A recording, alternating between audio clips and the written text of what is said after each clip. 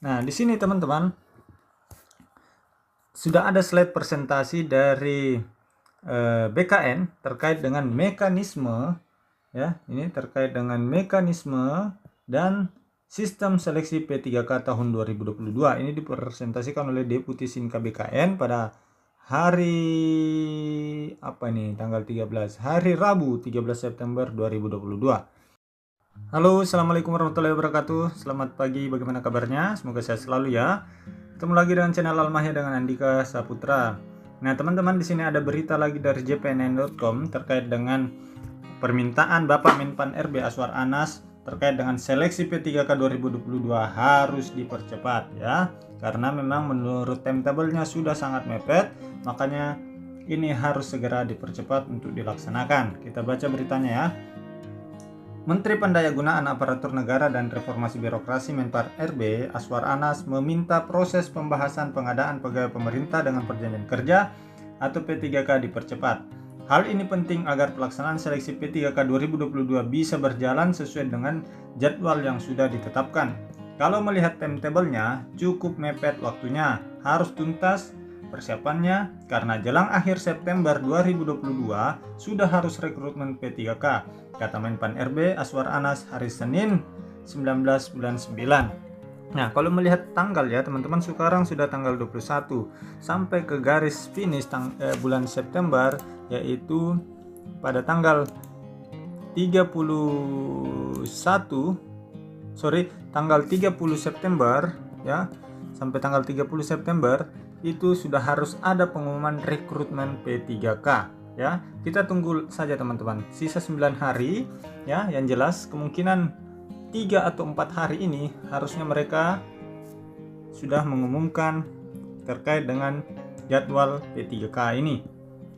Dia meminta semuanya harus melipat gandakan kecepatan bekerja, termasuk memperkuat koordinasi dengan Kementerian Kesehatan, Kementerian Pendidikan, Kebudayaan, Ristek dan Teknologi, Kementerian Keuangan, dan Kementerian Dalam Negeri dan pemerintah daerah. Ya. Bapak Menpan RB menyatakan pemerintah memperhatikan seluruh honorer, baik honorer K2 maupun honorer non-K2, tidak hanya dari sektor tertentu, tapi lintas instansi, tidak hanya guru, honorer, maupun tenaga kesehatan ya. Saya bersama instansi lain yang terkait akan mengakselerasi penyelesaian tenaga honorer lainnya selain guru dan nakes, ucapannya Ketua Forum Guru Honorer Negeri Lulus Passing Grade seluruh Indonesia, Hetty Kustrianingsih, berharap target Menpan RB Aswar Anas bisa terrealisasi jika seleksi P3K 2022 dipercepat. Otomatis 193.954 guru lulus PG cepat diangkat ya. Selanjutnya kita lihat halaman kedua. Di sini kami semua menunggu seleksi P3K 2022 secepatnya dibuka. Cukup banyak guru lulus PG yang sudah kehilangan pekerjaannya karena dianggap sudah lulus P3K pangkasnya. Nah, di sini teman-teman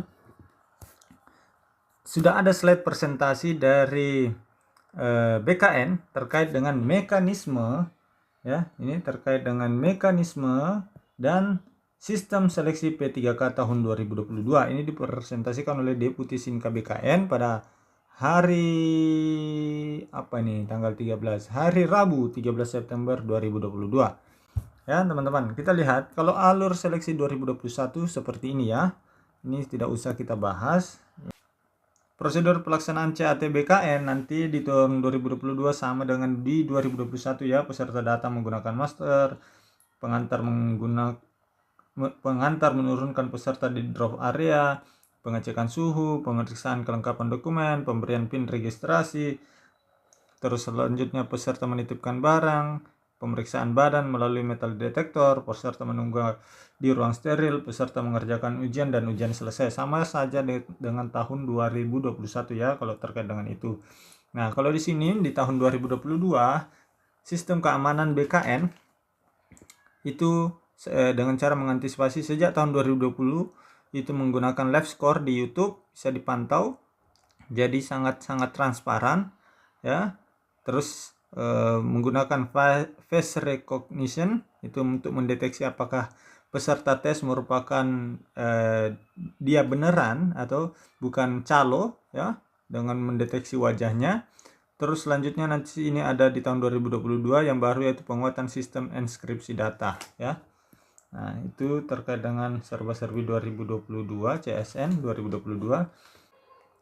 Untuk P3K guru, ya, kita lihat di sini. Prioritas 1 yaitu THK 2, guru negeri, PPG, guru swasta. Prioritas 2 adalah THK 2, prioritas 3 adalah guru negeri, dan selanjutnya prioritas 4 adalah umum, ya. Seperti itu. Nah, untuk prioritas 1 tidak melalui seleksi administrasi. Nilai seleksi tahun 2021 yang dipakai adalah jika jabatan pada tahap 1 dan tahap 2 pada tahun 2021, maka diambil nilai PEG yang paling tinggi.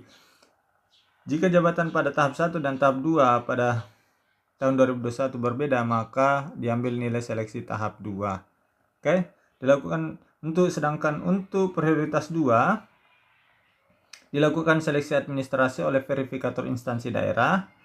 Penilaian pada prioritas 2 dan prioritas 3 dilakukan kesesuaian atau observasi.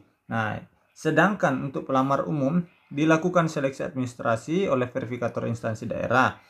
Dapat memilih kebutuhan P3K JF guru di seluruh sekolah wilayah Indonesia yang belum terpenuhi oleh pelamar prioritas.